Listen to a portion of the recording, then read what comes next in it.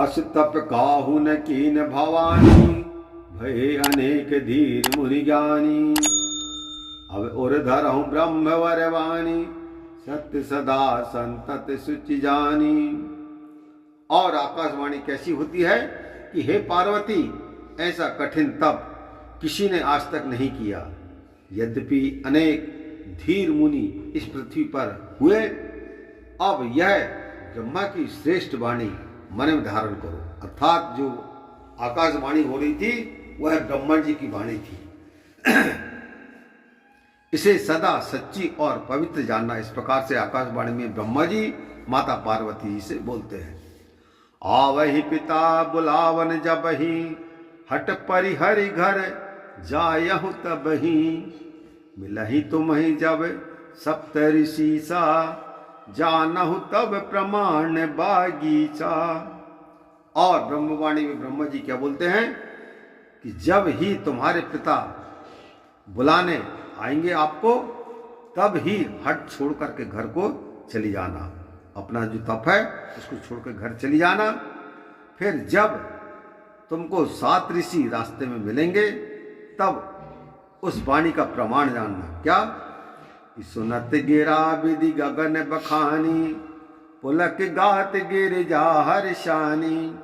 उमा चरित में सुंदर गावा, सुनहु शंभु कर चरित सुहावा।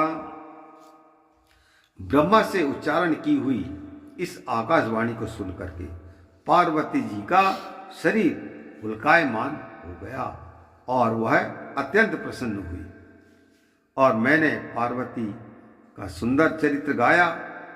अब शिव जी का शोभायमान चरित्र सुनिए।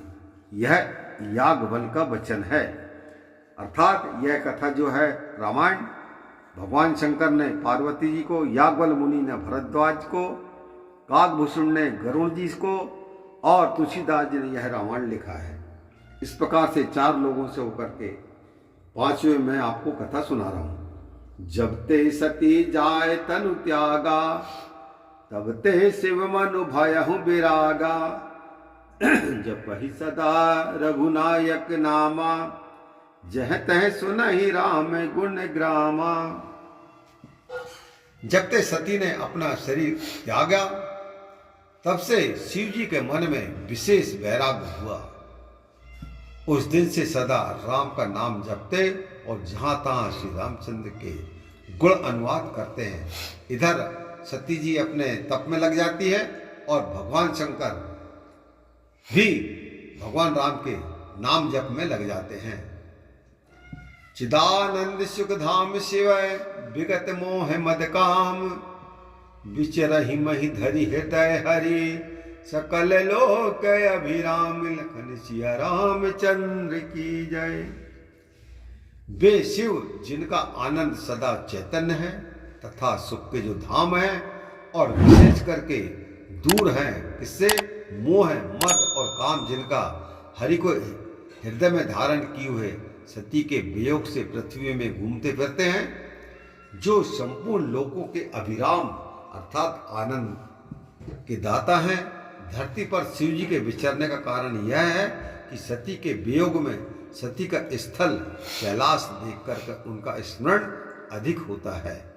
इस प्रकार याज्ञवल्क्य मुनि यह कथा भरद्वाज मुनि से कहते हैं। सियावर रामचंद्र की जय।